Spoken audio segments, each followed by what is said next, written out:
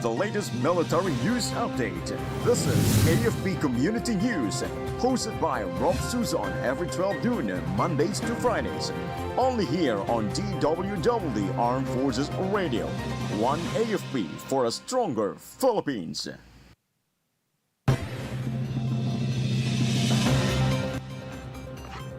AFP and Japan Navy boost defense ties in second bilateral maritime drill.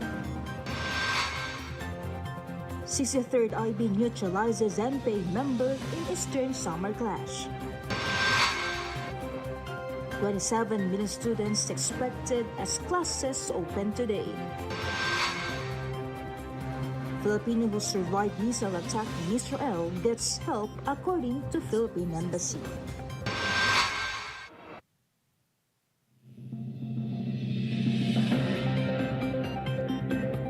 Hello to everyone, especially to our troops at Camp Emilio Ginaldo in Quezon City. Today is Monday, June 16, and this is AFP Community News, your source for the updates on the armed forces and other developments across the country. I am Rofh Suzon-Abay, here to bring you today's story. DWDD Armed Forces News. And for the brief overview of our news, the Armed Forces of the Philippines and the Japan Maritime Self-Defense Force strengthened their defense partnership through the successful conduct of the second bilateral maritime cooperative activity. The joint exercise held shortly after the ratification of the Reciprocal Access Agreement marked a major step in enhancing operational cooperation between the two allies. Philippine assets included BRP Miguel Malvar, AW-159 helicopter, Philippine Air Force C-208 ISR aircraft, and SAR units, while Japan deployed the JS Takanami and SH-60K Seahawk. The drills featured communication, anti-submarine warfare, cross-deck operations, and naval maneuvers. Relatedly, AFP Chief of Staff General Romeo Browner Jr. called the activity a testament to the two countries' shared commitment to regional peace, security, and a rules-based Indo-Pacific order. DWDD Armed Forces News. Government troops from the 63rd Infantry Battalion neutralized a member of New People's Army in a 15-minute firefight in Sitio Bagong Barrio, Barangay Pinanagan, Borongan City, Eastern Samar yesterday. The clash occurred after residents reported armed individuals demanding food in the area. It resulted in the death of one insurgent identified as Jomar Discar alias Henry Bobby Gimo from Sub-Regional Committee Sesame of the Eastern Visayas Regional Party Committee.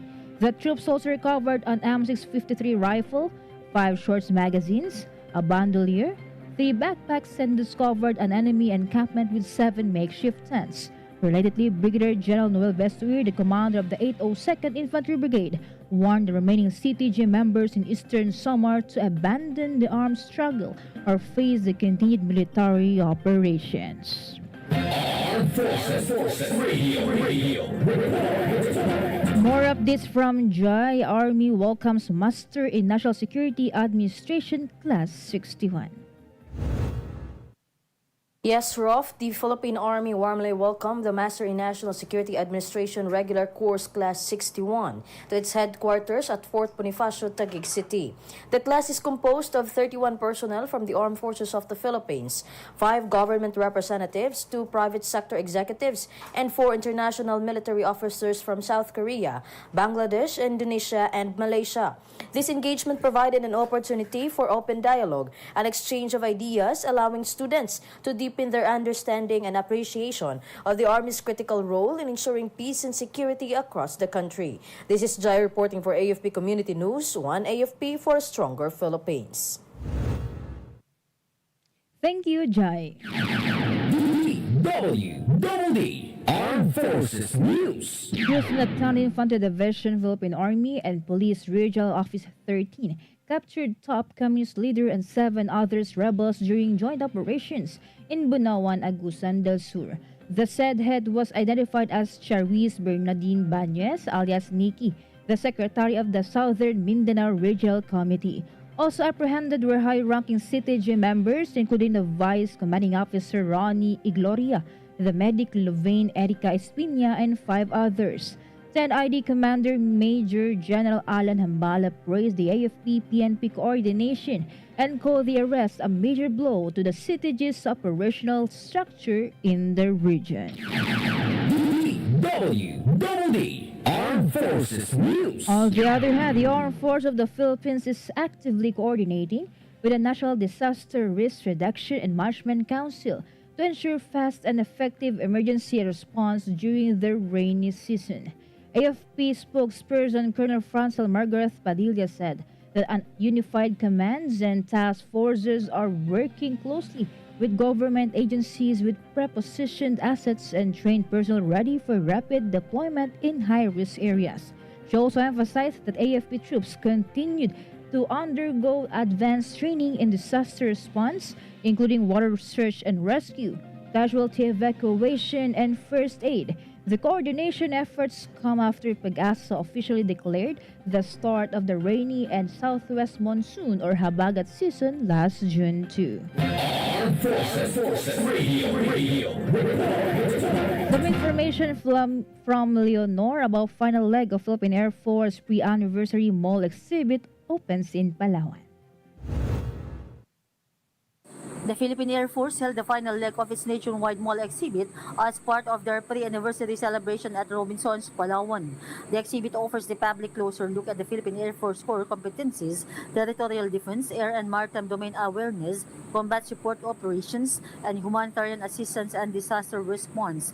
It also features equipment displays, recruitment information, and visual presentations that showcase the Philippine Air Force role in nation building and regional security. The event is spearheaded by the Tactical Operations Wing West to West, which will run until tomorrow, June 17. This is Leonor Tanap reporting for AFP Community News, 1FP for Stronger Philippines. Thank you, Leonor. DWDD Armed Forces News. The Philippines will acquire 12 more FA-50 Block 70 fighter jets worth $700 million from Korea Aerospace Industries. The Department of National Defense confirmed that the deliveries will begin this year and be completed by 2030. The upgraded jets feature advanced avionics, radar systems, and extended range, aligning with the country's comprehensive archipelagic defense concept. DND spokesperson Arsenio Andolong said the acquisition enhances the armed force of the Philippines' air defense and strengthens ties with South Korea. DWDD National News. For our national news, around 27 million students are expected to report to school as classes open today. The opening involves mainly public schools as the Department of Education has let private schools decide when to start classes. DepEd spokesperson Denise Legaspi said they do not expect major challenges during today's school opening. He also mentioned that Education Secretary Sonny Angaro's response to the shortage is to build 105,000 new classrooms through public-private partnerships. Armed Forces Radio. From Palawan, more updates from Junes about Zumba Coastal Cleanup and Dragon Boat Exhibition held in Palawan for Baragatan Unity for Peace. In celebration of the Baragatan Unity for Peace, various organizations came together on Sunday, June 15, 2025 to conduct a day of community building and environmental advocacy along the coast of Palawan. Spearheaded by Peace Palawan in partnership with the province of Palawan, Batang Atleta, the Western Command, True 6 Civil Relations Group, Civil Relations Service, Armed Forces of the Philippines, Philippine National Police Puerto Princesa, Coast Guard Palawan, and other units and organizations. The day started with participants took part in a Zumba for Peace session, symbolizing unity through synchronized movement and shared energy. Following the Zumba, a coastal cleanup drive where volunteers collected plastic waste and other debris from the shores, helping preserve Palawan's rich marine biodiversity. The highlight of the day was the Dragon Boat competition, which thrilled spectators with its vibrant display of teamwork, rhythm, and cultural heritage. Teams paddled in unison along the Puerto Princesa Bay, showcasing sportsmanship and unity. The Baragatan Unity for Peace initiative continues to be a vital platform for promoting peace and development in Palawan through cultural, athletic, and civic activities. And that's the latest update. This is Katropang Judes reporting for AFP Community News, 1 AFP for Stronger Philippines. Thank you, Junes from Palawan. DWDD National News. Philippine National Police Chief Police General Nicolas Torres III visited some schools in Quezon City this morning as the school year 2025 to 2026 opened nationwide. He visited Batasan Hills National High School and President Corazon Aquino Elementary School to check on the security situation. The PNP chief said the police force is 100% ready for the school opening. He also gave the assurance that security arrangements are in place to ensure the safety of students. The PNP has increased police visibility in critical zones in school. DWDD National News. The National Electrification Administration has resolved the power crisis in the island province of Siquijor, according to Malacanang. Siquijor has experienced several days of rotating brownouts that affected thousands of families, businesses, and schools. The development came just days after Marcos visited the island last June 11. On June 14th, the NEA, through close coordination with the province of Siquijor Electric Cooperative, expedited the repair of power generation sets of the Siquijor Island Power Corporation. NEA also facilitated the transport and installation of a generator set from the Palawan Electric Cooperative, while additional rental gensets from SIPCOR help secure supply. Armed Forces Radio. On the other line, let us hear more from Glenn about Ogden Air Logistics Commander visits Air Logistics Command. Yes, Rofh, the commander of the Air Logistics Command, Major General Dennis G. Estrella, Philippine Air Force, warmly welcomed Major General Kenyon Bel Yusuf, commander of the Ogden Air Logistics Complex, during his visit at the Clark Air Base in Pampanga. The visit included windshield tour and executive meeting where both parties discussed further areas of cooperation. This visit aimed to strengthen key leader engagement and provide a first-hand look at the Air Logistics Command's operations in support of the USAF's Global Enterprise Network for Universal Sustainment Program. In his remarks, and Major General Bell expressed sincere gratitude to the Philippine Air Force, especially the Air Logistics Command, for their outstanding hospitality. This is Glenn Ligulchan reporting for AFP Community News, 1 AFP for a stronger Philippines.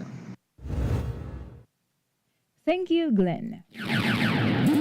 DWDD National News. For other national news, more housing units are expected to be built in the coming months. This came after the full support provided by the top private developers group to the government's Pambansang Pabahay para sa Pilipino program. Department of Human Settlements and Urban Development Secretary Jose Ramon Aliling, the top developers organizations further commitment on 4PH. Last Friday, Aliling and top DHSUD officials discussed with representatives from private developers groups ways to strengthen collaboration and revitalize the Pro-Poor housing program. DWDD National News. President Ferdinand Marcos Jr. reminded public officials that they are constantly being watched and their performances evaluated.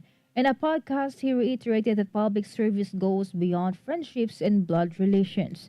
He stressed that non-performers would be shown the door regardless if he has close affinity with them. Last month, the president lamented that goals and targets set by his administration were barely being met, prompting him to seek the courtesy resignation of cabinet officials and heads of government-owned or controlled corporations. Armed Forces Radio. Let us hear more from Eljoy of First Year G about 5th ID Lunches poster making contest promoting role of reserve force in national defense.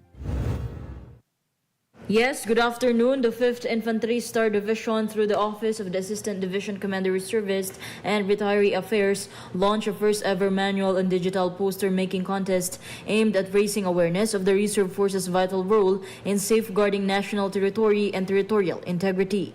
With the theme, Role of the Reserve Force in Safeguarding National Territory and Territorial Integrity, the competition sought to encourage creative impression among reservists, ROTC cadets, Youth for Peace members, and peace and development advocates. Participants hail from the 1st, 2nd, and 14th Regional Community Defense Groups and their respective community defense centers. The initiative is guided by 5 core objectives to raise awareness about the Reserve Force's role in national security, promote active and creative participation in defense advocacy, deepen understanding of the Reserve Force's contributions, foster unity in upholding territorial integrity, and develop creative talents and visual communication.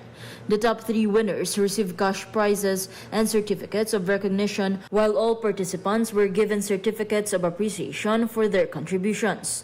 This creative initiative underlined a solid commitment of the Reserve Force to national defense and provided a meaningful platform for visual advocacy in support of the nation's territorial integrity. This is Meldrin Arroco reporting for AFP Community News. One AFP for stronger Philippines.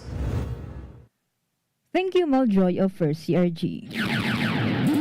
DWDD National News. On the other hand, the Philippine Embassy in Tel Aviv extended temporary shelter to a Filipina whose house was damaged during an Iranian missile attack against Israel. The embassy said the Filipina escaped getting hurt because she hid inside the bomb shelter or mamad when the missile dropped. She was temporarily staying in a hotel in Tel Aviv. The embassy will soon provide her psychosocial support.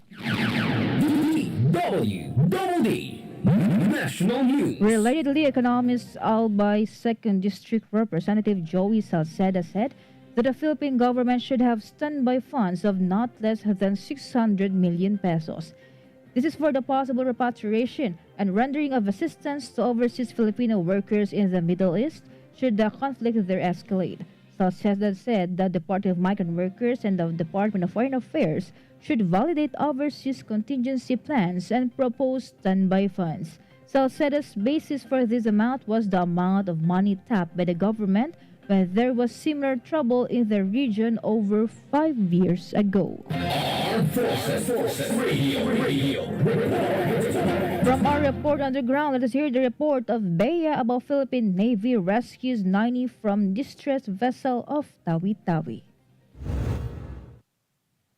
The Philippine Navy, through the BRP General Mariano Alvarez PS-176, successfully rescued 90 individuals from a distressed vessel off the coast of Tawi-Tawi. The PS-176 was conducting a routine maritime security patrol in the area, received a distress call from passengers aboard the wooden-hulled vessel ML Lin.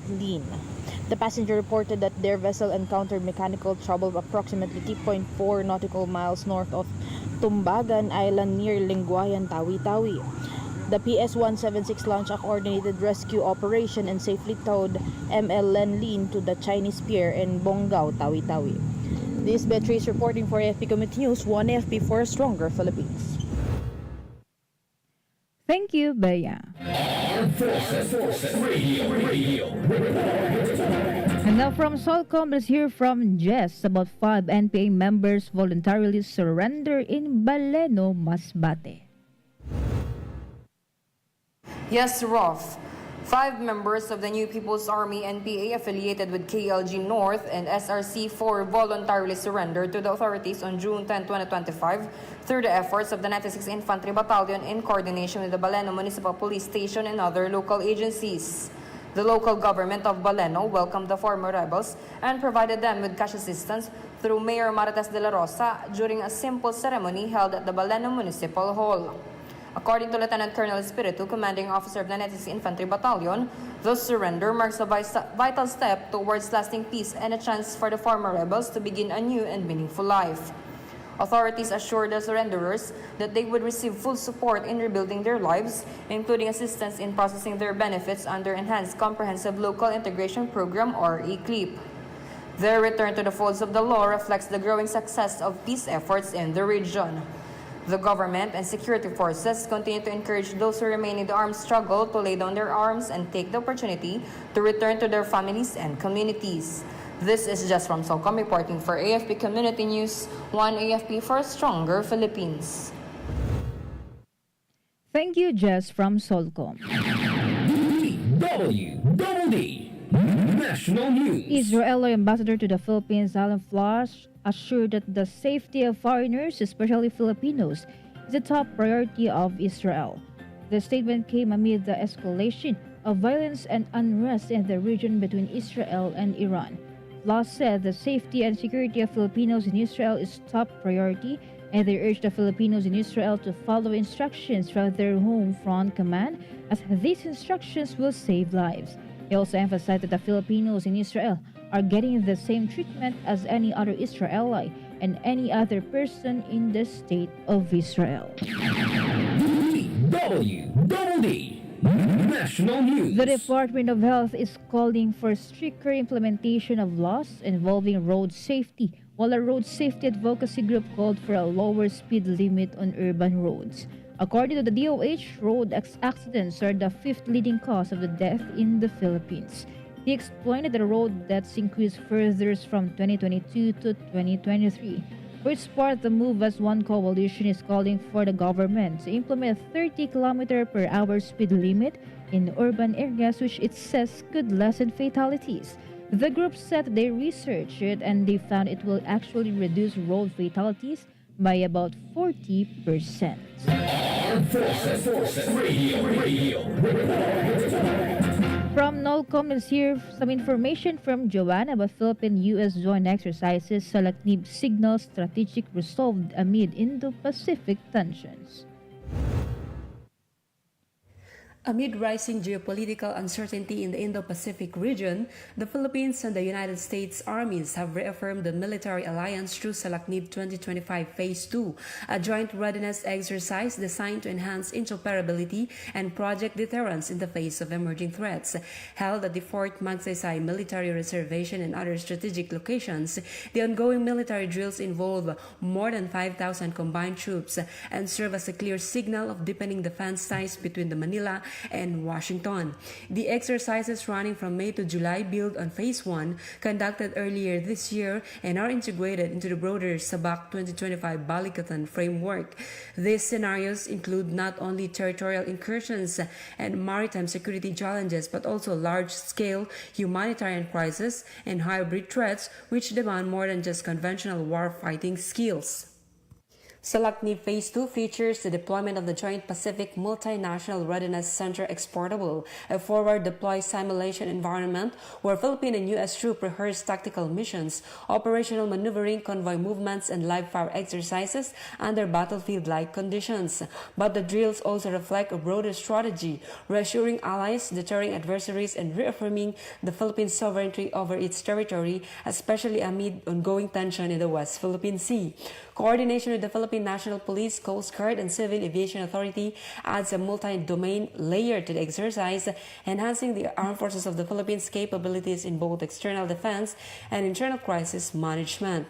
With 3,000 Philippine Army and 2,000 U.S. Army personnel involved, Salaknib 2025 is not only the largest iteration of the exercise to date, it is also among the most complex with real-time command and control testing, humanitarian civil assistance components, and community engagement with the local government units.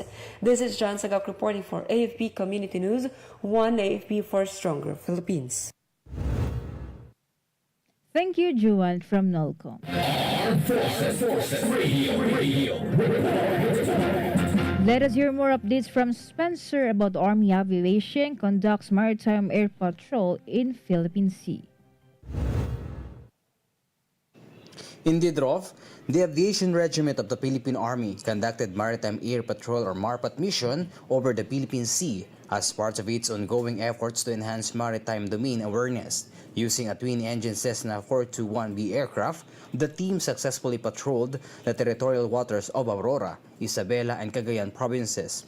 Furthermore, this mission is part of the Aviation Regiment's regular maritime patrol operations conducted across Luzon, Visayas, and Mindanao. It is conducted in accordance with the Army's land defense concept and aligned with the Department of National Defense's comprehensive archipelagic defense concept. This is Spencer, reporting for AFP Community News. One AFP for a stronger Philippines. Thank you, Spencer. DWDD National News. A fugitive Chinese national has been turned over to China after he was barred entry to the Philippines. Bureau of Immigration Joel Anthony Viado identified the fugitive as Shi Baoyui, who was turned over to Chinese authorities last June 9 and boarded a flight to Guangzhou, China. Viado said she was intercepted by immigration officers last May 29 upon his arrival at the Ninoy Aquino International Airport Terminal 3 from Hanoi, Vietnam, after his name was found in the BI's active blacklist order issued earlier this year. The BI chief said that Chinese authorities told them that she had been convicted in Henan Province, China in 2022 for undermining credit card administration and was sentenced to 2 years and 6 months of imprisonment. DWDD Armed Forces News. And that concludes today's broadcast, and thank you for tuning in, especially to our audience on AFP Radio DWDD's Facebook page. Be sure to join and catch us again tomorrow for more stories and updates, same time and same station. Once again, this is Rofh Suzon-Abay for AFP Community News, one AFP for a stronger Philippines. Behold the latest military news update. This is AFP Community News, hosted by Rofh Suzon every 12 noon, Mondays to Fridays. Only here on DWDD Armed Forces Radio. One AFP for a stronger Philippines. Ito ang DWDD 1134 kHz AM. Balita, impormasyon at musika. Ito ang DWDD AFP Radio. Boses ng Kawal Pilipino. Kayo ay nakatutok sa DWDD AFP Radio. Kami po ay kasapi ng KBP, Kapisanan ng mga Broadcaster ng Pilipinas.